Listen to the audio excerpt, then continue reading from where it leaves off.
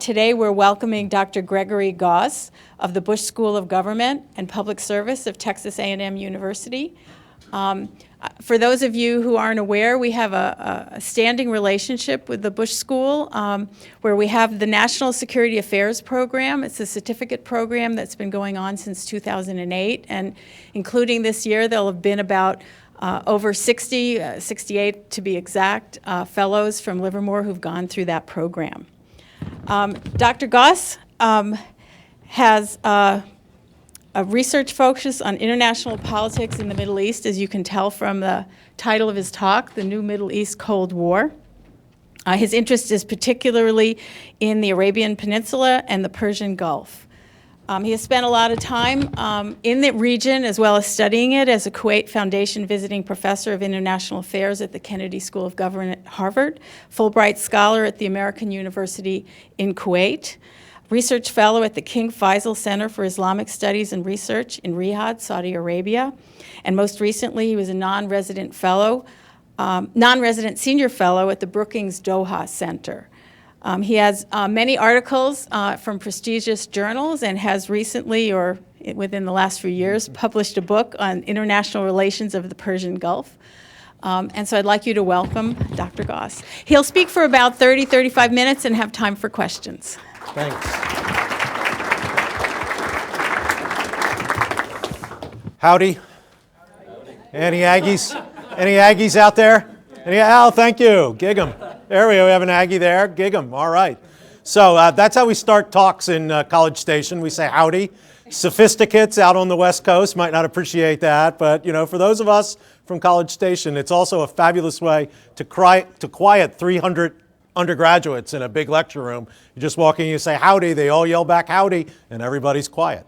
So thank you very much for this opportunity. As Monica said, my colleague Andy Ross right there and I are here as part of visiting as part of our National Security Affairs program, where a number of your colleagues over the last 8 years have come and done a couple of courses in the summer with us at the Bush School, and then taken a course in the fall and a course in the spring through VTC at distance. Andy just taught that course this morning. Usually he's in College Station teaching to the folks here by VTC. We also have students in College Station. Today he was here teaching and the VTC was going back to College Station. So if you're interested in that, talk to Andy, tell your bosses you're interested. We would love to welcome you into Aggie Land for one of our lovely summers. I mean, believe me, the summers let's just say the summers in College Station are hard to describe. All right, the new Middle East Cold War. This is a region in crisis, right? We're talking about crises in Iraq, right? In Syria with the civil war, lack of governance in Lebanon, in the Palestinian territories of the West Bank and Gaza, divided governance, a Sinai that is ungoverned by some definitions, a civil war in Yemen, a civil war in Libya. If you want to expand it to the greater Middle East, get out of the Arab world, right? A civil war in essence in Afghanistan. Ungoverned areas, one could argue, in the Sahel, right? The civil war in Libya I mentioned. This is a region in crisis. Now, if what you're doing is reading the newspapers, your first take on this is, yes, of course it's a crisis. The Sunnis and the Shia are at it, right? And if you're like the President of the United States, you would say, these people have been at it for centuries, right? So why should we be surprised? I think that that's the wrong framework for understanding the regional crisis. I think that we have overemphasized the sectarian element, which is real. I mean, people are getting killed because of their sectarian affiliation in places like Syria, like Iraq, right? People are getting killed, so it's not that this is unimportant, but I think that this is the wrong frame for understanding the nature of the crisis in the region. So there are a couple of reasons why I think that this is inadequate. I mean, it's inadequate empirically because, in fact, these kinds of crises, the kind of crises we're talking about, afflicts places where there are no sectarian conflicts, like Libya. Everybody in Libya, for basically is a Sunni Muslim. Right? Yet Libya suffers from the same kinds of civil conflict that many of the other places in the region do. Sinai, Palestine, there's no real sectarian conflict in these places, right? And sectarianism doesn't drive conflict in Afghanistan, for example. I mean, there are Sunnis and Shia in Afghanistan, and that's problematic, but that's not the nature, that's not the driver of the conflict in Afghanistan. It's also an oversimplification because an essential part of understanding the regional crisis in Iraq and Syria and southeastern Turkey are the Kurds. But the Kurds are an ethno-linguistic group, a national group. And there are Sunni Kurds and there are Shia Kurds, and they're not fighting each other. They're together fighting against other folks, Turks and Arabs. Lebanese Christians are involved. I don't want to get too deep into theology, but if you lined up 100 men of religion from the Shia faith, the Shia Muslim faith, 90 of them would say that the Alawis in Syria are not Shia. They're too heterodox. They're way outside what normal Shia theologians would say is our religion. Right? The players in this game, right, the Saudis, the Iranians, they try to transcend this sectarianism. They don't want to be seen as playing a sectarian game. The Iranians back Hamas, and the Palestinians, the axis of resistance against Israel. The Saudis backed Iyad Alawi, who, if you have a long memory, was Prime Minister of Iraq. Right? He's the first Prime Minister of Iraq after the American invasion and the overthrow of the Ba'athist regime. He's a Shia, all right? Not a religious character, but Shia Muslim. The Saudis backed him with enormous amounts of money in the election campaigns of 2005 and 2009. And I think that if you just look at this as a Sunni-Shia conflict, you miss the real tensions within the Sunni community itself.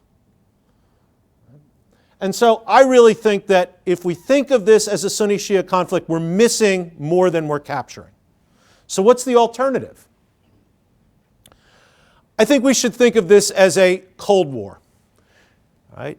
In that it is being fought out within the domestic politics of a number of weak Arab states.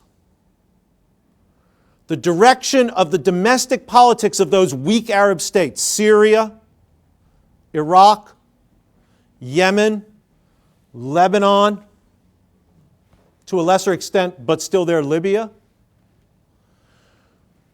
The future of the region is going to be determined by who wins the fights within those countries. And I call them weak Arab states because they're weak domestically, right? The state, the ability of the state to rule, to control its borders, to enforce its law, to have a near monopoly on the legitimate use of force, has collapsed. Why do I say it's a Middle East Cold War? Because it's not Arab, it's not just Arab, the Kurds are involved, and Iran is a major player. Why is it new? It's new because there was an old Cold War in the Middle East, right? The Arab Cold War of Gamal Abdel Nasser, this good-looking guy on the slide right here, who was president of Egypt from 1954, after the 1952 military coup. He's president of Egypt from 1954 till his death in 1970, right? Nasserist pan-Arabism, right, was the driver of regional conflict in the 50s and 60s in much the same way. Right? Nasser really didn't use his army for much, and when he tried to use his army in 1967, it was a disaster, and it was the end of his political run.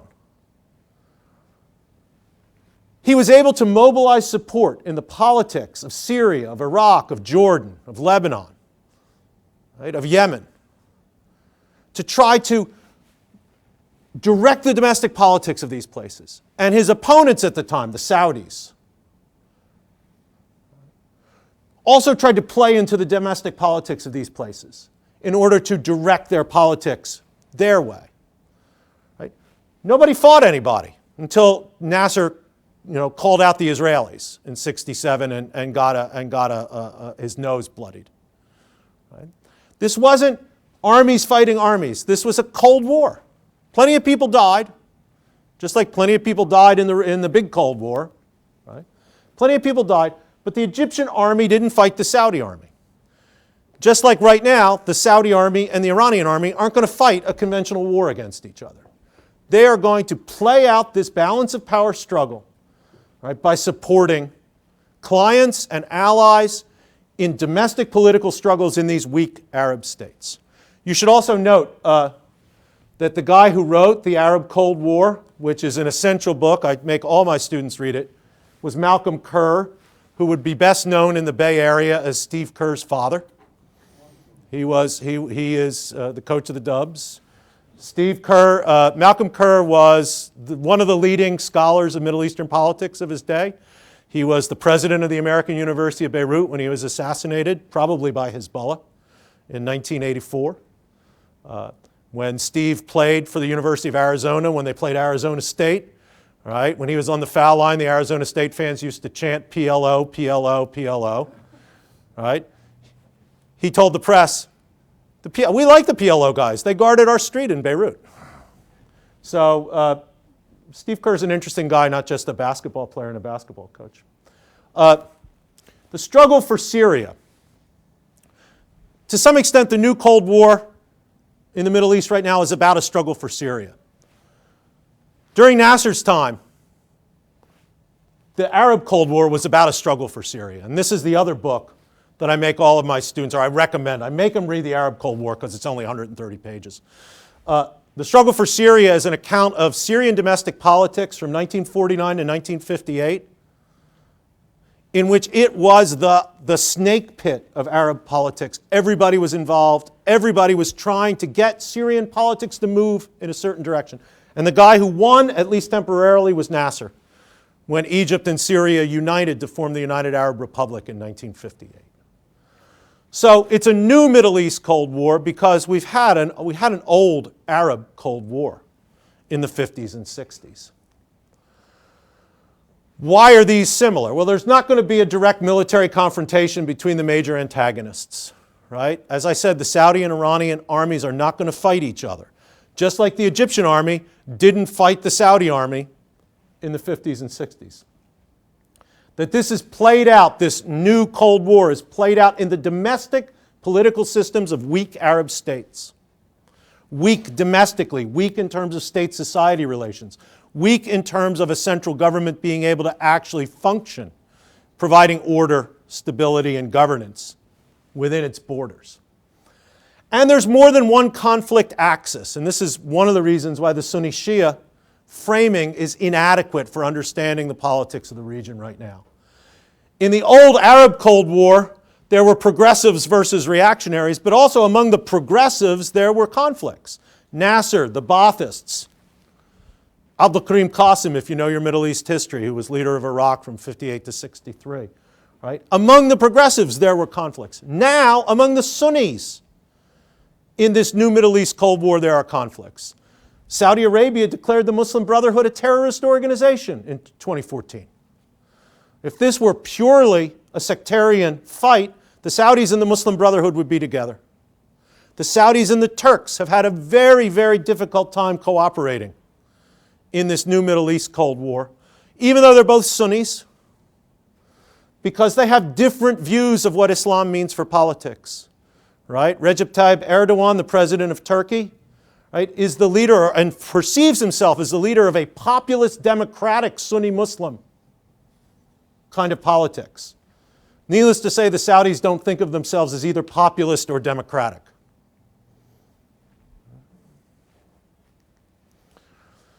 As I said, I think it's the domestic politics of these weak Arab states that are the place for us to begin to understand the nature of this regional crisis.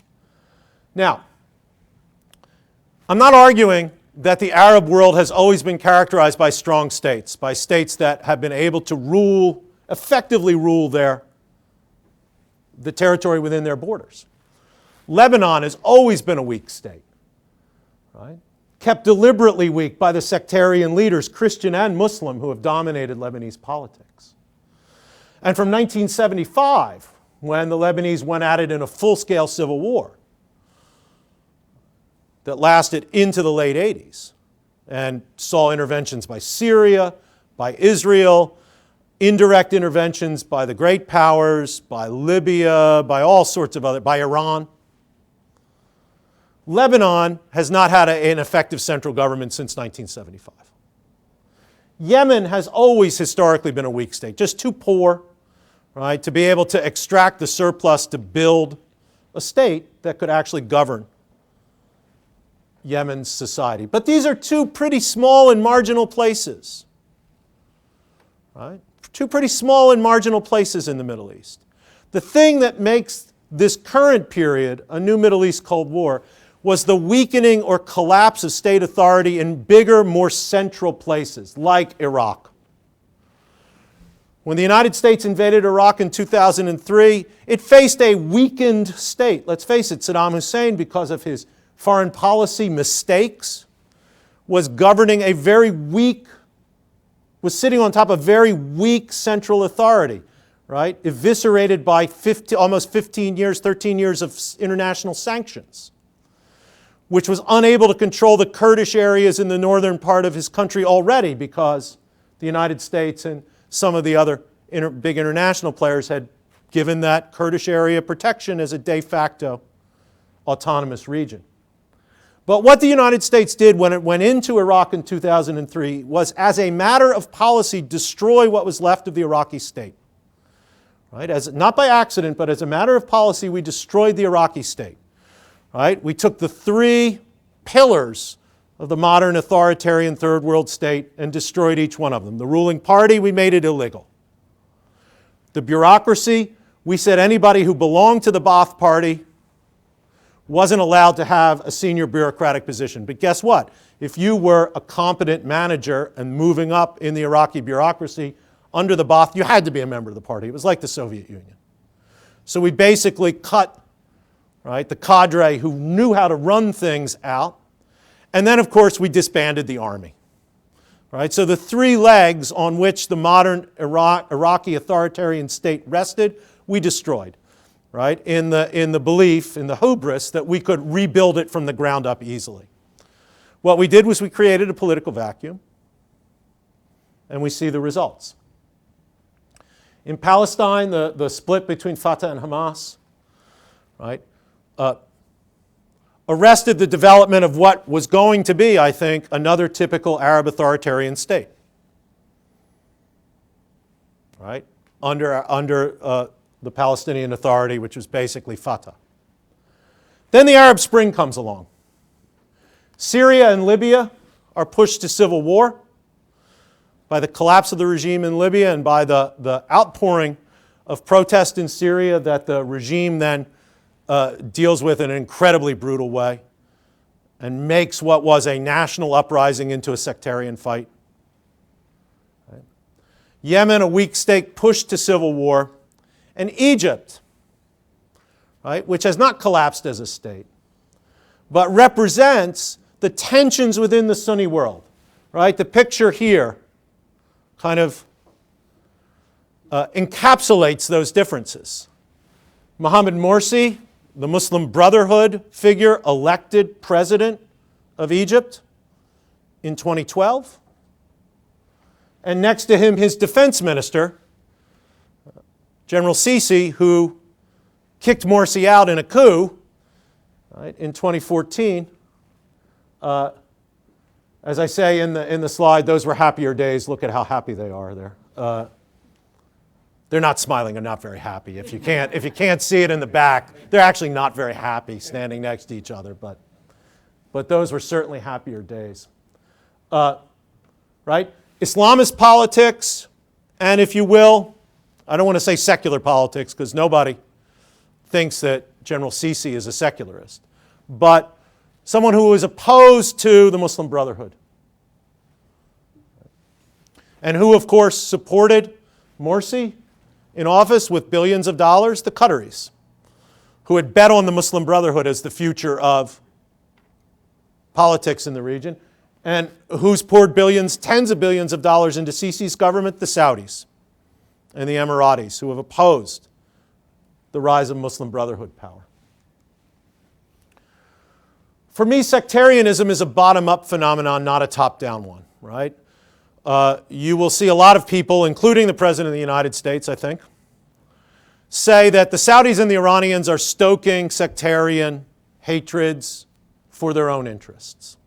I think that's wrong. I think that these sectarian identities and this sectarian violence comes from the collapse of the state. It comes from the collapse of the state, right? Sectarianism was always a factor in the politics and society of Syria. It was always a factor in the politics and society of Iraq. It was always a factor in Lebanon, even more. Less of a factor in Yemen, but always there. But as long as you had a state, right, maintaining order, even if it was an ugly state, not a very nice state, these sectarian identities didn't lead to sectarian militias killing each other for control of the country. But when the state collapses, and the state can no longer provide that basic security, right, that it's supposed to, people run to their corners.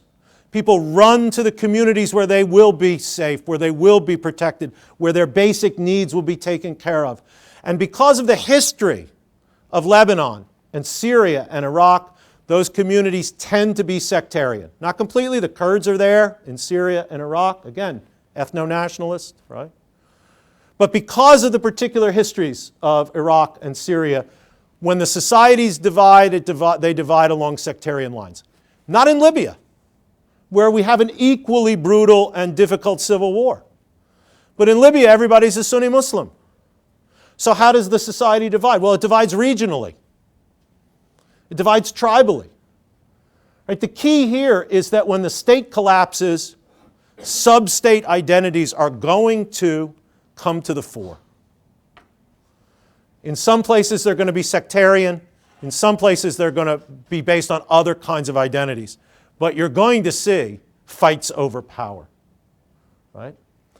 The picture, the upper picture here is a funeral scene of an Iraqi Shia militia, Asa'ib al-Haq, right? Which is a militia funded by the Iranians that is, well, let's say they make the Sadrists and some of the other Shia militias in Iraq look like they're moderates.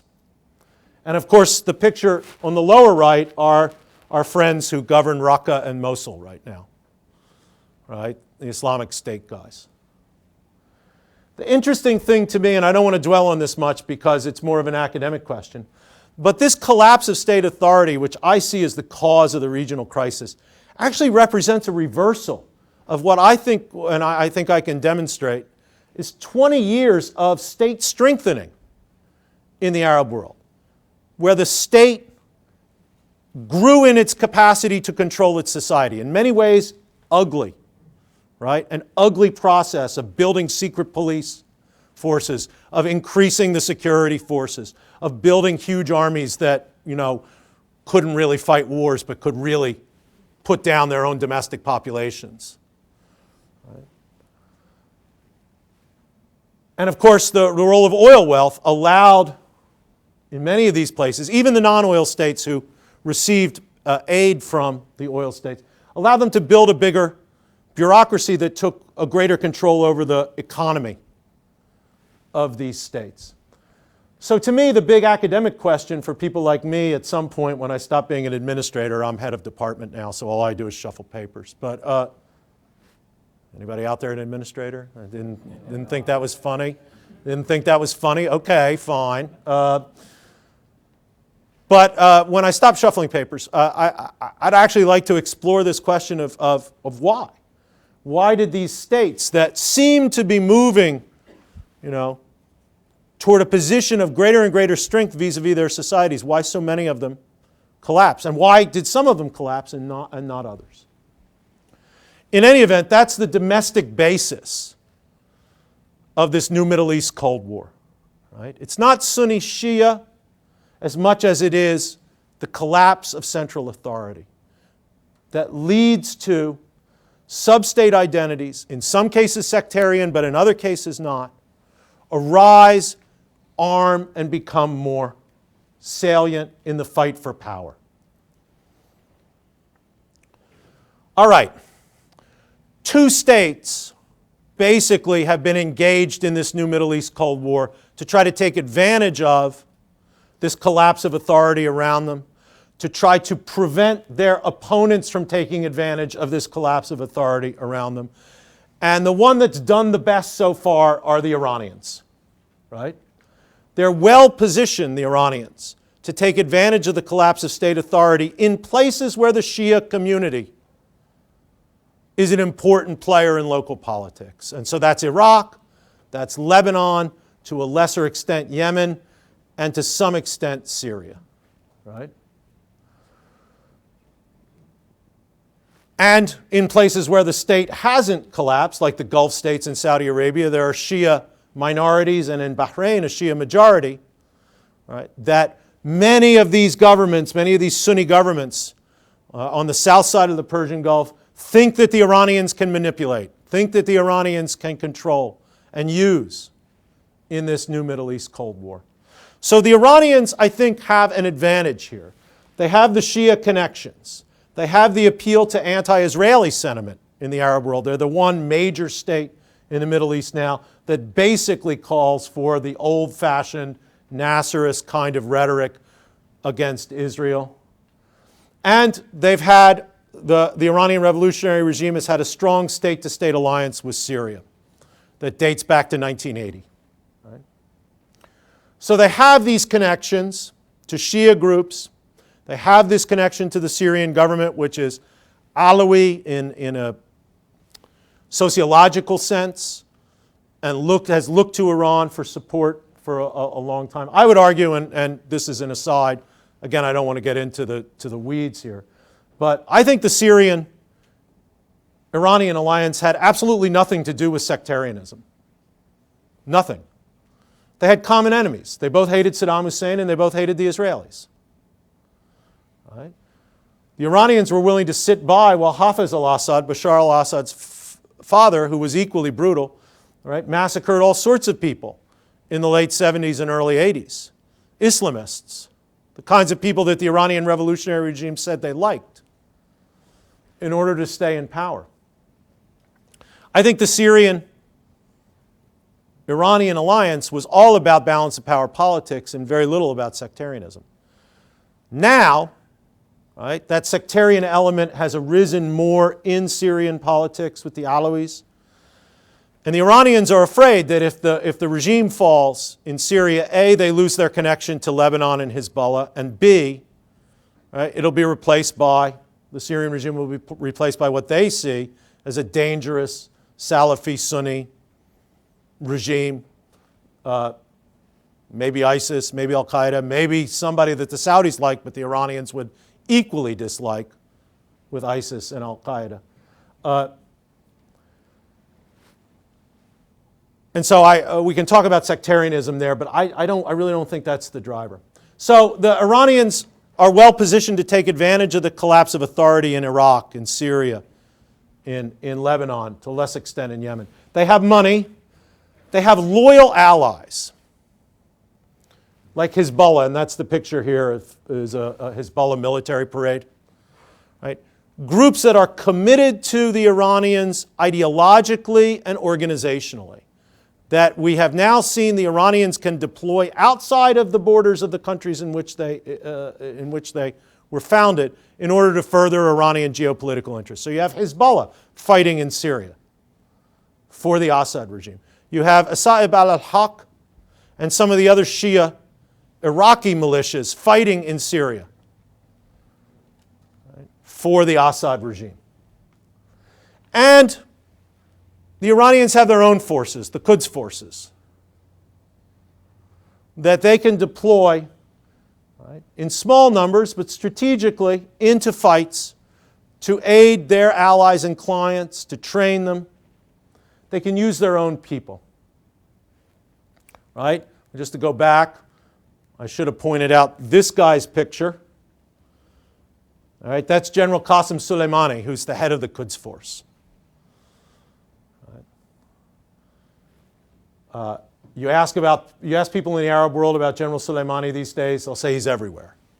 In fact, there's internet memes of him being like in every place in the Middle East. That's the reputation that the Quds Force has achieved throughout the region. All right, the Saudis don't have these assets. They have money, right? But you can't buy people, you can only rent them, right? You can't buy people, you can only rent them. So money only goes so far.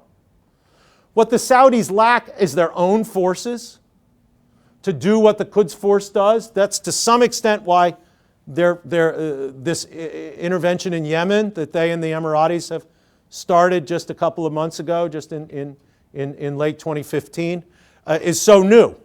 Because the Saudis have never used their own forces outside their borders in the modern history of the Middle East. Right? They're trying to develop the capacity that the Iranians have with the Quds Force. But probably most importantly is that the Saudis don't have loyal allies. The people who would ideologically be Saudi Arabia's natural allies hate the Saudis and want to kill them. Right? That's ISIS, that's Al-Qaeda. Huh? Jordan is a playing field, not a player here. The Jordanians don't have money. They have a decent military force, but they're not willing to use it beyond its borders. Right? When they started bombing ISIS, they lost a pilot. The poor guy got burned to death. Everybody in Jordan got really, really mad, and then nothing happened. Right? It's not like the Jordanians went into Syria with their very good military to try to fight ISIS. They're not willing to do that. The Saudis see Syria and Yemen as the best chances to roll back Iranian influence. And that's why they're all in Syria, and that's why they've intervened militarily in Yemen. We can see why Iraq and Lebanon and Yemen are places where the Iranians have, if you will, a natural constituency. They don't have to fight their way into these places. The local communities, the local Shia communities in periods of civil war and civil strife are naturally going to look to outside actors for support. And they're naturally going to look to the biggest Shia power in the region for support.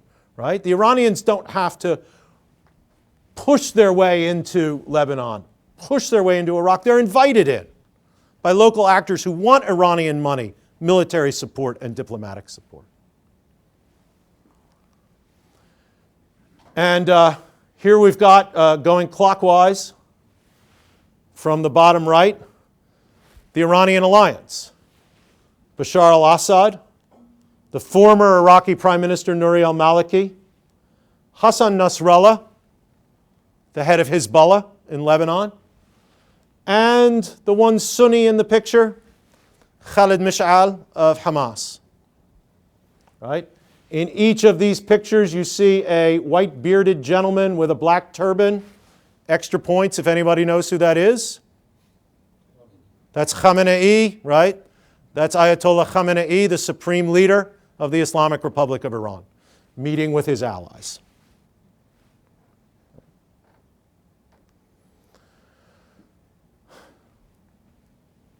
One of the reasons I said it's a mistake to think of this crisis in the region purely in terms of Sunni Shia fighting is that the Sunnis have had their own internal problems here because they have different agendas, right? There were Muslim Brotherhood victories in Tunisia and Egypt at the ballot box. Recep Tayyip Erdogan, the gentleman in the picture on the top right, now the president, formerly the prime minister of Turkey, was very supportive of these Muslim Brotherhood victories. Right? He represents a political strain in Turkey that's very close to the Muslim Brotherhood in terms of their approach to politics. Relatively democratic, populist, Sunni Islamist. He thought that he could be the head, right, of a new bloc within the Middle East that would be Sunni, Islamist, populist, and democratic. King Salman of Saudi Arabia, in the lower right, had other ideas, as did his predecessor, King Abdullah, right? The Saudis and the UAE supported the Sisi coup in Egypt. They supported the secularists in Syria at the beginning, the Free Syrian Army, right? When Erdogan and his friends in Qatar were supporting the Muslim Brotherhood. The Saudis pressured the Qataris and the regional Muslim Brotherhood, right? Declared the Muslim Brotherhood a terrorist organization, pressured the Qataris to stop funding Muslim Brotherhood activities. And finally, the Saudis and the Emiratis did their military intervention in Yemen to roll back what they saw as Iranian advances, the Houthis, right? The local Zaidi Shi'i militia in Yemen that had captured the capital and looked like it was rolling south to take over the whole country. Right? The Saudis saw that as an extension of Iranian power, as part of an effort by Iran to encircle Saudi Arabia. And they did something very un-Saudi. They used their own military to intervene to try to stop it. If this is a sectarian fight, the Sunnis don't have their act together.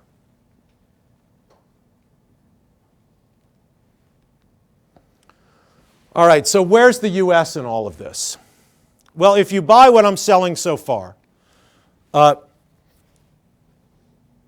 core problem driving this regional crisis is the collapse of state authority. And thus, the only long-term solution to the current Middle East Cold War, to the current regional crisis, is to rebuild states that can actually govern. Unfortunately, if that's the main issue, the United States has very little to offer in terms of how to get out of this. We're a lot better at state destroying than we are at state building. The thing you'll hear the most if you go to the Middle East is the U.S. is inconsistent. We have an inconsistent policy. And that's absolutely right if you look at it through the Saudi lens or if you look at it through the Iranian lens. We are inconsistent. We support a government in Baghdad, right, that relies on Shia militias and is closely aligned with Iran. And we call for the downfall of a government in Syria that is supported by Shia militias and is closely aligned with Iran. We do a nuclear deal with Iran, but constantly say we oppose Iranian regional influence and want to roll it back. But I think that the key to the Obama doctrine, and something that he can't say or his administration can't bring themselves to say, is that we have one main enemy in the Middle East, and that's Salafi jihadism. It's ISIS, it's Al-Qaeda. These are the only threats to American security in the region. We just don't care as much about the regional balance of power as the locals do. Syria is just not as important to us as it is to Saudi Arabia. And I'm not sure that the next president, whoever she may be, is going to have a different view of this than the current administration. So I actually think that, oh, I think I turned it off. Too bad. Well, I was done anyway. So I think that this crisis is going to go on for a while, basically. And from an American point of view, the issue is not so much how to solve it, but how to contain its negative effects. And that's going to be less about solving problems and more about managing situations. Thank you.